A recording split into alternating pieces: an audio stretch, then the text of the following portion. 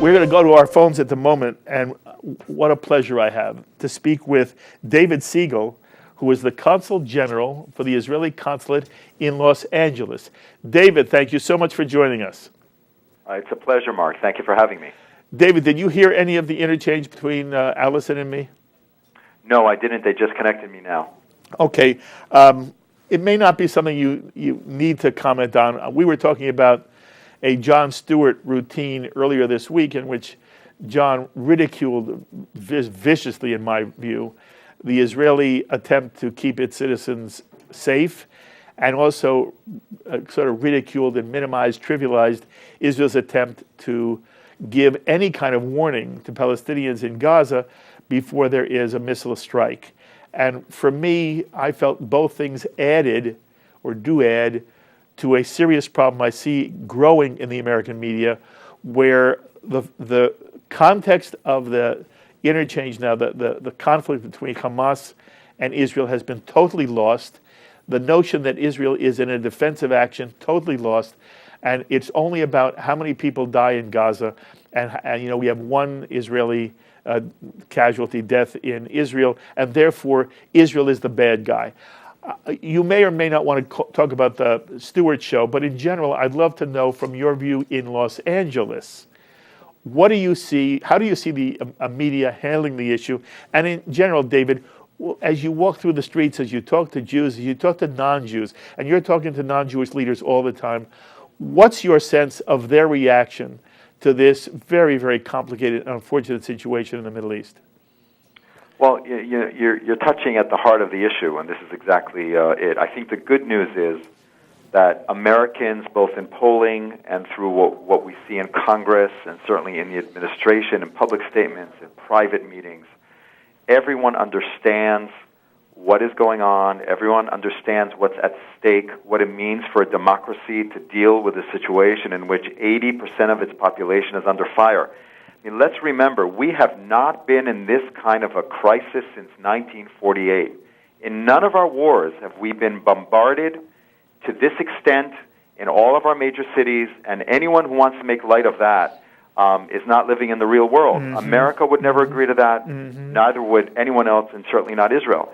So we need to understand that, but on the other hand, we also need to understand that Hamas has its own tactics, and they're very brazen and open about it. It's not news to the world that they've made it their business to hide behind their civilians, to put their civilians in the front lines and to hide behind them both with their equipment and with their infrastructure, and to actually fire at Israel from civilian areas, which is a double war crime. Everyone understands that.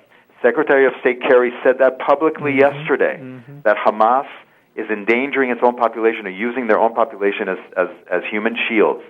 So we need to continue to provide clarity on this conflict. And you're right. I mean, we're seeing a growing problem in the press, which is not surprising, given the pictures, some of them fabricated and otherwise. But we're seeing a real issue that we'll be facing. And we have to always think a few days ahead or a few weeks ahead, not just where we are right now. And you're right to be concerned about that. David, what have you heard from Jerusalem and Israel? As you know, we're in the middle of the afternoon, but in Israel now it's 10 p.m. going on 11 p.m. What update did you get today of what's literally been going on in Israel and in the Middle East?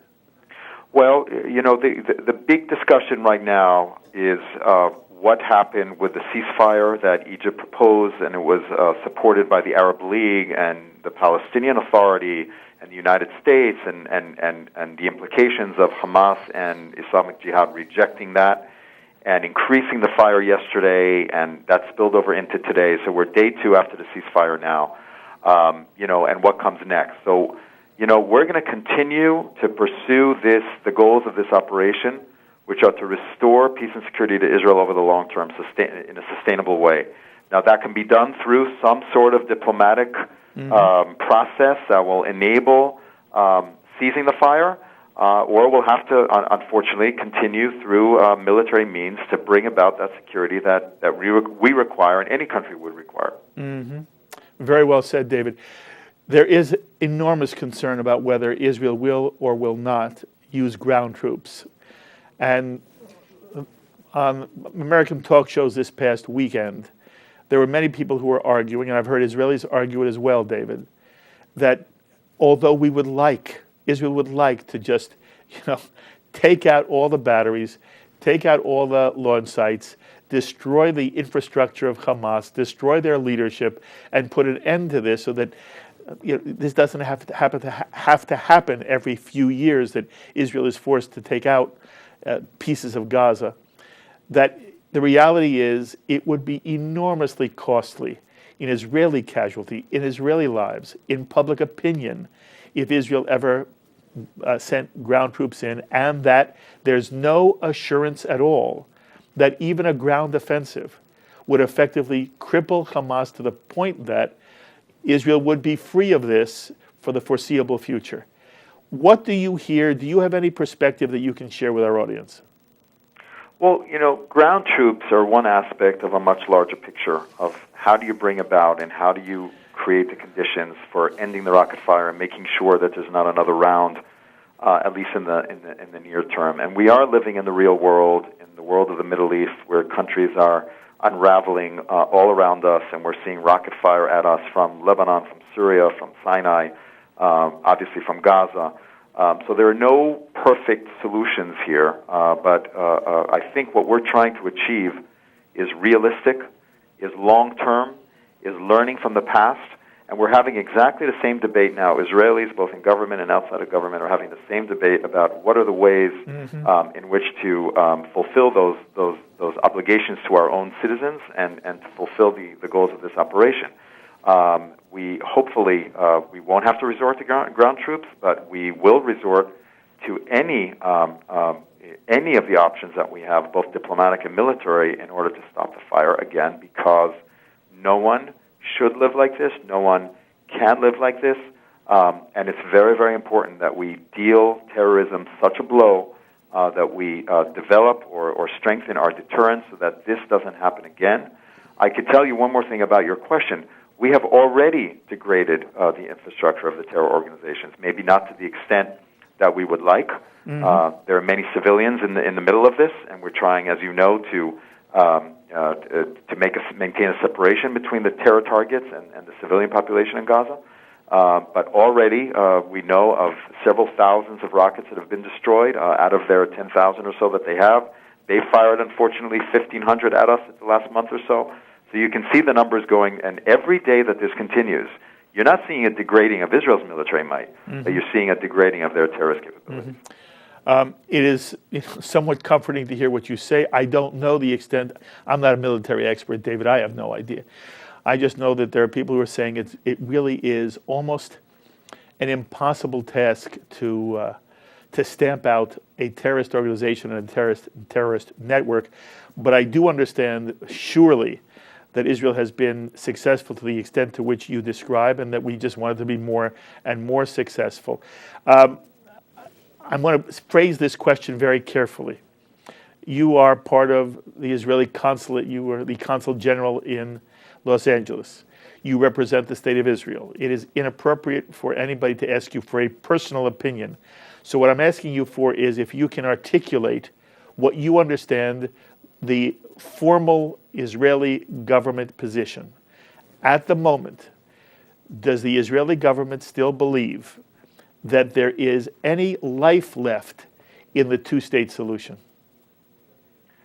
Well, I think right now, first of all, the people of Israel, and it should be emphasized again and again, aspire to peace no matter what, and a two-state solution is a means to that end, and hopefully one day that will be achieved in a way that Israel remains secure and recognized and so on.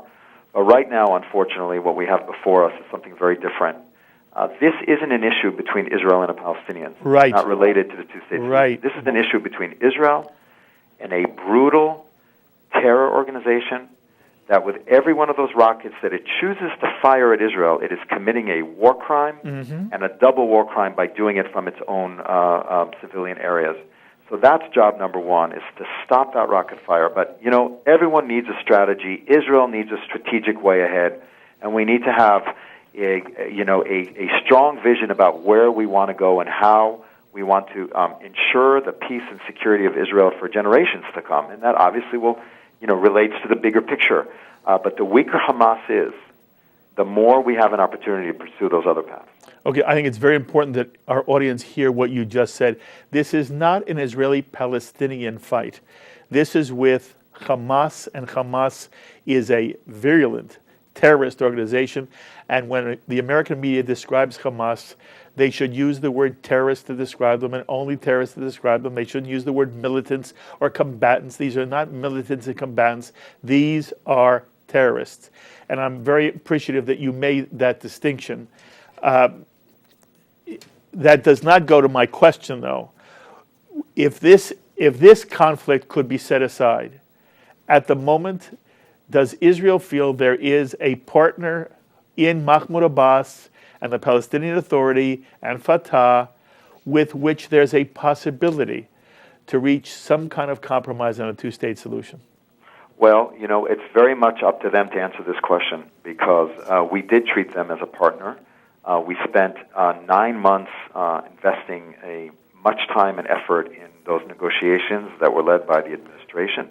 Abbas made the decision to join, to invite the terror organization, unreformed, doesn't recognize Israel's right to exist, calls for Israel's destruction, kidnaps teenagers, fires missiles, digs tunnels under Israel, attacks our troops, attacks our civilians.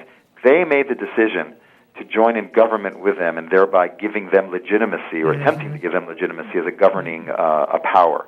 So they will have to, the ball is really in their court. They will have to make a decision about whether they're returning to the peace table with us, or forcing Hamas through some sort of change that we don't foresee.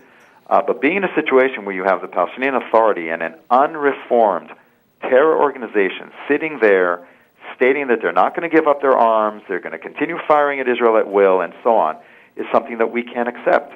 So the answer to the question about whether we have a partner to peace or not is really something that they will have to answer, and they will have to answer very soon after this operation is over. Again, beautifully said. My own feeling, David, is, and I've said this over and over again, there should be total world condemnation of Hamas rocket fire into Israel. The United States, the Western world, all nations with any conscience should be decrying and condemning Hamas's firing rockets into the civilian population of Israel. And David, it frustrates me that it isn't done. Well, I completely agree with you, and I think that should be our message to the world, because, think of the long-term implications and consequences of what is happening right now on the Israeli civilian population. You cannot have peace in the Middle East without the Israeli people believing in it. Yes. And seeing what we've just seen, whether it's the cold-blooded murder of 3 teenagers in the backseat of a car, or opening fire on, Tel Aviv and Jerusalem and Haifa and so on, in such a brazen way, with so little international condemnation, sends a message to the Israeli people that they wouldn't be safe in a future concessions agreement. So in order to, strengthen the other message, that peace is something that is achievable and that Israel should support, there should be exactly what you're saying: worldwide condemnation of terror tactics, of violence against civilians, and worldwide support for Israel's attempt to defend itself. David, you are terrific. This is the first time you and I have had a chance to speak together. I am enormously impressed by you. I hope you'll let me call you from time to time. You are an eloquent and articulate spokesperson for both the State of Israel and the Jewish people. I wish you kol tuv v'hatzlacha, but let's stay in touch. It's really wonderful talking to you. Absolutely. Thank you very much. Thank you, Take care. David. Be well. That's David Siegel, who is the Consul General for the Israeli consulate in Los Angeles. We often bring you Ido Aharoni, who is the Consul General here in New York. And, there are spectacular people serving the State of Israel in these consulates all over the country. So thanks to Ron Jacobson, we now not only have Ido Aharoni to reach out to, and to Shachar Azani, who's fabulous, but also to David Siegel.